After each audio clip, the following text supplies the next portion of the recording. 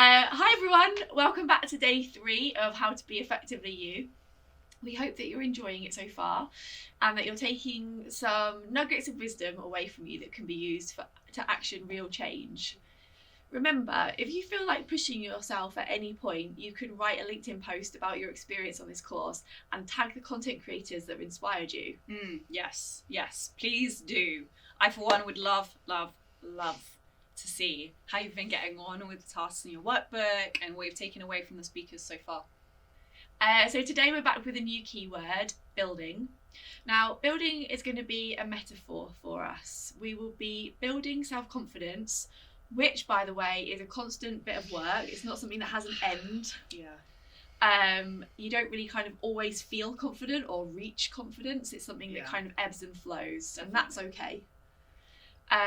We're going to be going through some building structures for planning and goal setting. And quite importantly, we're going to start building opportunities for self-development. So if we feel we have things to offer, we can begin to build plans that actually feel attainable to us.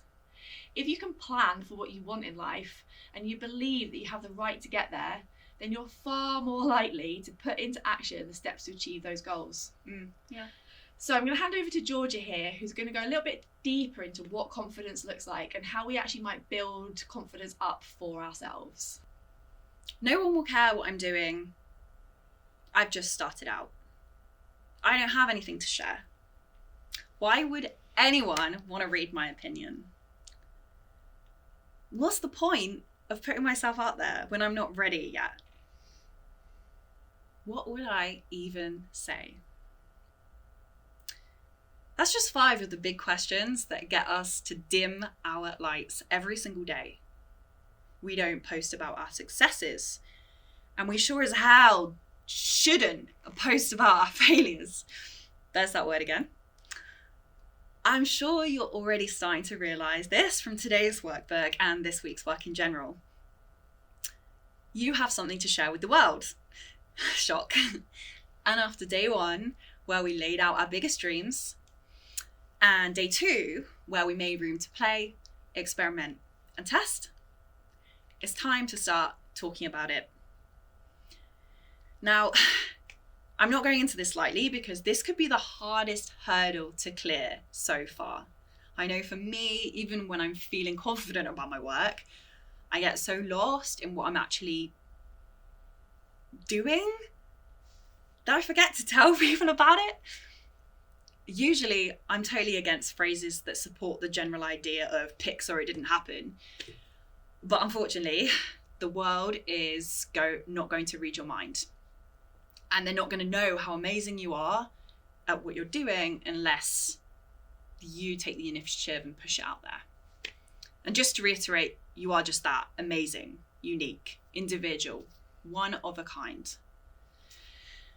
The thing is, none of us want to feel like we are bragging about the things that we think are successes. And on the flip side, none of us want to show our weaknesses or the things that we think make us a failure. So it's a lose-lose situation. The problem is, until you experience positive outcomes from putting yourself out there, your confidence is not going to grow and it's not going to feel any easier. So my invitation for you today is this: feel the fear and do it anyway. Drop all your ideas of what people will think. Whether you have anything important to share, those ideas are not wanted here. This is a space for growing.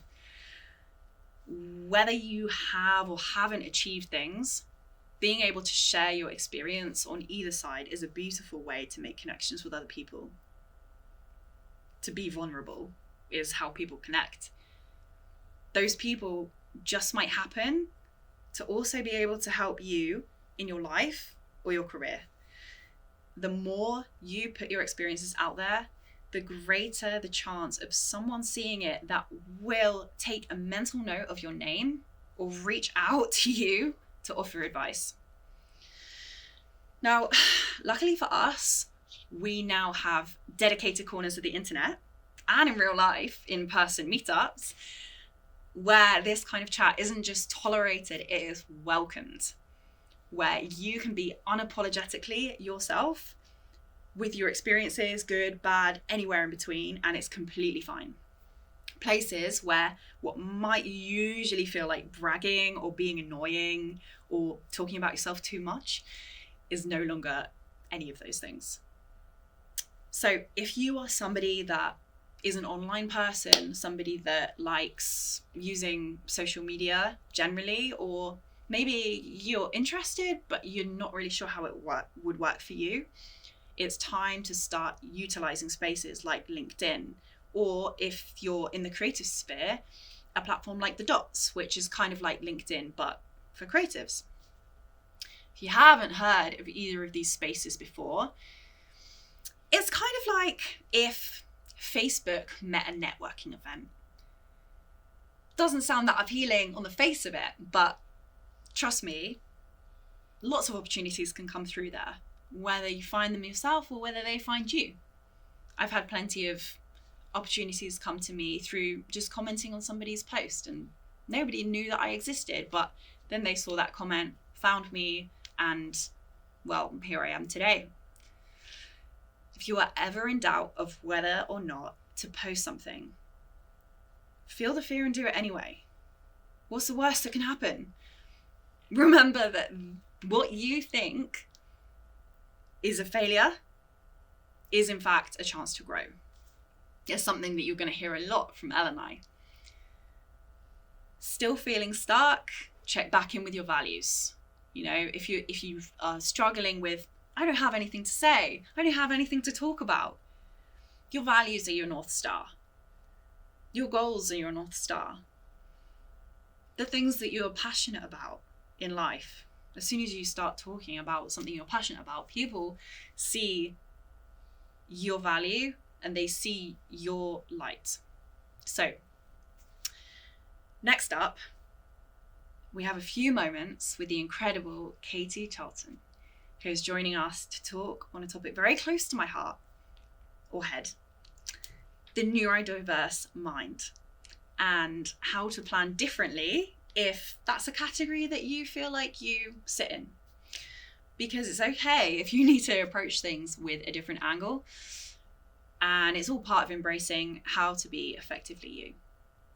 So my name's Katie, and I am the founder and director of an organisation called Starling, like the bird, and we're a charity working across Greater Manchester and beyond, and we look at neurodiversity, so we do loads of training around neurodiversity, and we also run youth groups for neurodivergent young people aged 13 to 25.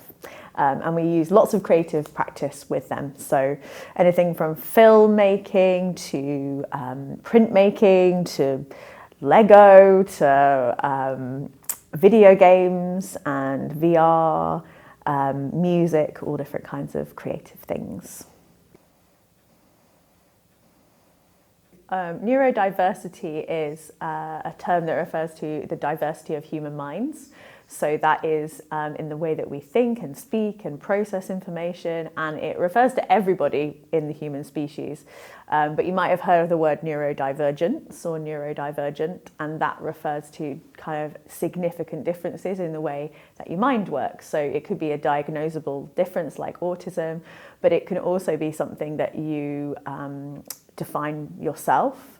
There are kind of different forms of neurodivergence, so it might be something that you're born with. So like ADHD, for example, is something that you could be born with. But there are also neurodivergences that could be developed through experience, like trauma or brain injury, for example. So neurodivergence covers diverging from the norm or the typical. So that's what neurodiversity means, and that's what neurodivergence means. And we work with specifically neurodivergent young people. How can we celebrate ourselves? I think celebrating yourself is a fine art, and it takes a lot of time to really appreciate what makes you absolutely unique, because everybody is unique, and they have their own set of skills and qualities that actually sometimes it takes a long time to uncover, because maybe they're being covered by things in society that stop you from accessing those things. It might be your background, it might be, friends, family, where you might be working or whatever it might be, living. You might have things that are kind of squashing you a bit. So I would say, go back to trying to find what works for you and what doesn't work for you, and try to listen to what other people are saying about you. So, sometimes it feels very self-indulgent to say, I'm this, or I'm really good at this, or I'm really strong at this. But actually, those are the things that nobody else can do and only you can do. And it's not self-indulgent to do that. It's recognizing your strengths and telling the world about them, because, if you don't, who's going to? It's important to do that. And I think in a world where, everyone's very public, especially in the world of work and the world of, developing yourself in terms of your career, it can be very self-promotion focused, but you can still do that in a way that's not self-indulgent, and you can do that in a way that celebrates what makes you unique. And if that is that you're a really visual person, or if you're really compassionate or really kind or really energetic or really detail focused, if those are the things you're good at, even if what you're currently doing doesn't appreciate those, just keep going at it, because there will be people that will appreciate that. They'll be like, oh, you're just what I was looking for. You're just the kind of person that, I need. And, a lot of the places that we inhabit don't have a diversity of skill set. It's often certain types of people get put in certain boxes and other types of people get put in other boxes. And actually, that means you can't find the right people to connect with. So I would say connect with people who share your values and share your passion for things. So if you struggle to plan and find kind of actioning things difficult, from a neurodiversity perspective, for some people it's easier than others. That's just what it's like. So, don't kick yourself for not being able to get to your to-do list, or, finding that your plan goes out the window. That's totally normal. That's totally part of life. And I think if you consistently find it difficult to plan and to action, I would say really reflect on how you're doing that in the first place.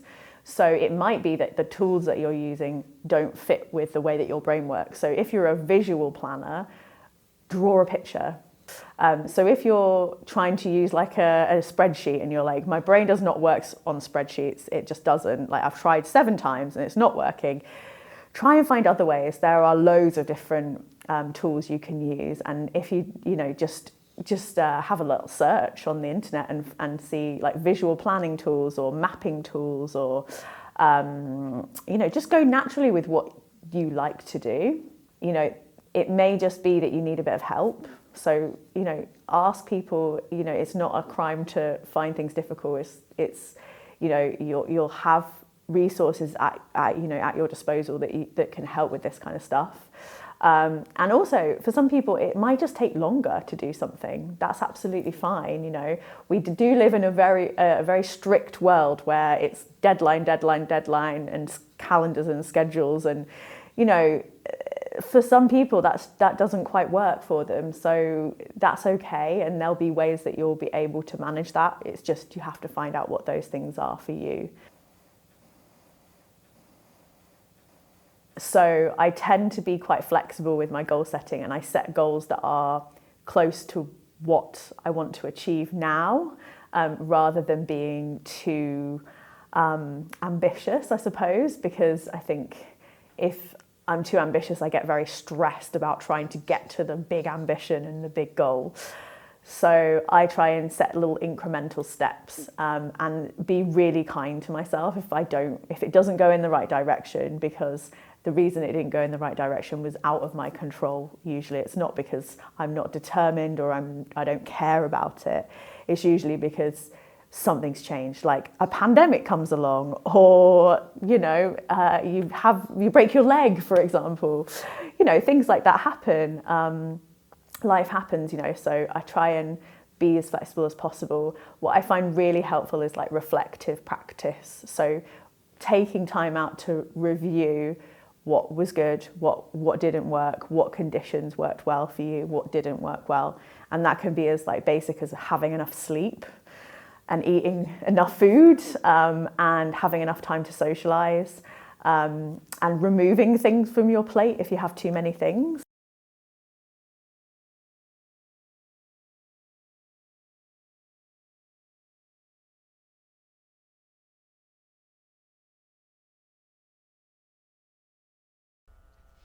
Thank you, Katie. I don't know about you, but so much of that hit so close to home. When working through this type of self-development work, sometimes we need to have that friendly reminder that we are actually all different human beings with different life experiences and needs. And we live in a system that tries its hardest to paint us with all the same brush, optimize and get us from point A to B the most fastest, efficient way possible, without acknowledging that we're all different people with different needs. Because of that, I think it's really important that we touch on comparisonitis, or the comparing ourselves to others pitfall. It's extremely hard, near on impossible, not to do this at least a few times in our life. And it never gets easier. But figuring out when and how we do it, and just being aware of what triggers us into doubting ourselves, can be half the battle. It's okay to be inspired by others. To dream big, sometimes we need to see those dreams being lived by other people. But seeing the signs that you're beginning to put yourself down by putting somebody else on a pedestal is essential if you don't want to end up in a pit of despair. The key here, now this might not come as a shock by now, is to remember who you are. Remember that you are like no one else on the planet. So even that person you aspire to be like, or have their job, or have their success, you're not them. You're never going to be them. You might have the same level of success. You might have a similar job, but you will never be them. And if you try and replicate what they have like for like, it's not going to work. So when you feel that comparisonitis creeping in, go back to your values, make room for that curiosity and reflection again. Shush those voices that are telling you what you should or shouldn't be. And remember that you are creating your own path. And those figureheads that you're using for inspiration are just that. They're inspiration. It's also key to remember what is realistic in certain timeframes, especially. Yes, we did a whole day of dreaming big only 2 days ago. And I want you to hold on to those feelings and dreams.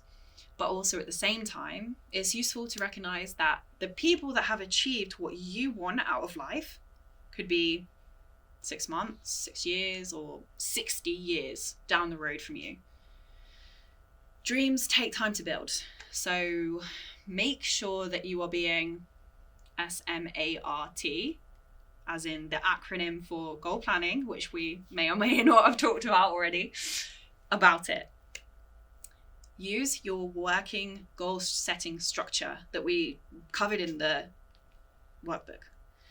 Make sure that you are setting out achievable goals by filling out the journey of how to get to where you want to be. Leave spaces and reminders over the next however long you want to leave between now and reaching your goal to check in with yourself along the way. How are you getting on? Is this still what I want? Remember, it's okay if things shift and change, or there are roadblocks along the way. Reminder to not get frustrated if someone else seems to be moving forward faster or it looks easier for them. Because number one, you don't know what is going on with them. It could be easier or faster for any number of reasons, or they could be struggling in other areas of their lives that you would have never guessed just by looking at them. Remember, if you are looking at what somebody else is doing for too long, you've taken your eye off your own ball. That's going to slow you down more than anything. Now, it's time to hand over to the fantastic Kime to tell us how to deal with our own insecurities. Focus on what we're bringing to the table and feeding energy into respecting ourselves. Hello, my name is Kime and I am the founder of the learning platform for creators, Creative Champs. This clip is all about building confidence as you navigate your chosen career. Building confidence is a marathon, definitely not a sprint, and it's something that ebbs and flows, you know. Sometimes you might feel like you're on top of the world, and other days it's like, I can't do this, I don't belong here, I have no business being here. And when you are experiencing those feelings, it can feel impossible to advocate for yourself, right? But at the end of the day, we have to remember that absolutely everybody on this planet is dealing with their own battles, their own demons, their own challenges, their own insecurities, and nobody is exempt. And I think a lot of the time we put other people on pedestals subconsciously, or we compare ourselves to other people. And if we aren't at a similar standard to what we believe they're at, then we use this to down ourselves. And I'm sure you've heard the saying, comparison is the thief of joy, and true words have never been spoken. How many times have you sat there and thought, you know what, like you're scrolling on Instagram or something and you come across something and you think, oh, you know, we started at a similar time and they seem to be way ahead and I'm here. I feel like I haven't achieved anything. We can't compare our journeys to anyone else's because we've all got a different set of circumstances to one another, first of all. Some people may be benefactors of nepotism. Some people may have been born into different financial statuses, yeah? A bunch of different factors and things that can affect how we navigate things or how accessible things are to us in order to bring about those opportunities, right? But knowing that, it's like, you know what? We don't know what goes on behind the scenes. We're only seeing the polished highlights. We're not actually seeing what's going on. We don't know how many tears they might have cried or the challenges that they might have faced. Yeah, the only thing we can do is focus on what we're bringing to the table, what we're able to do, our capacities. We have to focus on our energy and what we're actually feeding our energy into and the things we're saying to ourselves as well. Like, how do you talk to yourself? Because how you talk to yourself is very important, because you know what? Ever since I found out that stress can manifest itself in physical ways, that made me realize that also the way we speak to ourselves can also manifest itself in outward ways, in external ways, in ways that we can see. Yeah?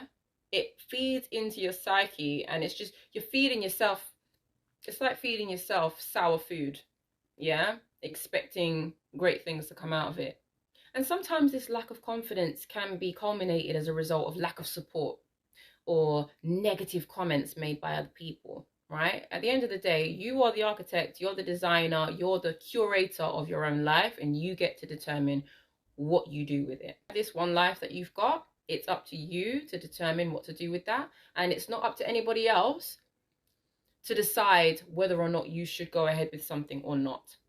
And in regard to the negative comments that might be making you feel a way about yourself, remember, it's only miserable people that will go out of their way to make negative comments to other people and attempt to bring them down, because misery loves company. I mean, yeah, we all have miserable moments, but some people get joy out of bringing other people down to their level with them. And sometimes these feelings can lead into imposter syndrome. So feeling like you're not capable, you're not competent. And if you do feel that way, it's a case of really sitting down with yourself and breaking it down. Why do you feel like that? Why do you feel that you're not competent? Is it because you don't know enough about a subject? Okay. Is there an hour a week or a segment of time that you can put away or put aside to dedicate to learning more about that particular craft?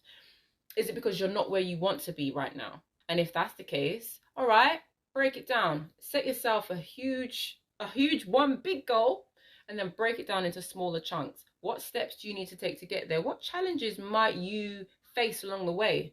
How can you tackle those challenges? Just break it down into really small chunks and take it at your own pace. Take it day by day. And if a lack of confidence ever makes you feel like you don't have what it takes to achieve a certain thing, or just remember that there isn't one universal way to do anything. There's multiple ways to do different things, right? And sometimes it's a case of finding a way or configuring a way that works for you. And your way, it might not look like anyone else's way. There's different ways, there's different windows, different doors, yeah? Back routes, trap doors, slides, loopholes, bunch of ways to get there. You just got to find a configuration that works for you, your own method. And yeah, so sometimes failure can be an unlikely friend, and the fear of failure is what stops so many people from starting, but actually it's something that can really be a crucial factor to your development. Don't be afraid of making mistakes and messing things up, because you will. You have to. And if you're worried about making mistakes, don't be. You need to make mistakes. I learned that the hard way, right? The mistakes is where your juiciest lessons are. You need those challenges in order to develop, in order to get better. It's like receiving constructive criticism. Sometimes it hurts and sometimes it's like, but if you're being shown where things are going wrong, but you're given an opportunity to rectify that or make it better the next time, go take it. I will never get bored of listening to Key talk. She brings up so many important notes on respecting not only your own time and feelings, but also, setting boundaries. Something I definitely need reminding of on a daily basis. Right, so we hope that you can give yourself some advice, almost like looking to talk to your former self, your past, or even just you this morning, on how to be kinder to yourself and maybe how to identify your own way of doing things. So that's the right way for you, not somebody else's way of doing things, but the way of doing it that makes you feel comfortable and allows you to actually get out and do there, so it doesn't just feel like a challenge. Tomorrow we're going to be using this advice to champion others and also championing ourselves. Could be hard. It's really hard. By sharing something about ourselves and identifying what actually really matters to us, we can almost start to build some accountability for ourselves. So we can put out there into the world the things that we care about or that we're going to do, and then maybe we're more likely to do them. It can be really hard, but you've been developing this voice throughout this course, and you are the only person who can self-advocate. You're the only person that can start talking about yourself for yourself and to see where that actually might take you. So let's get started.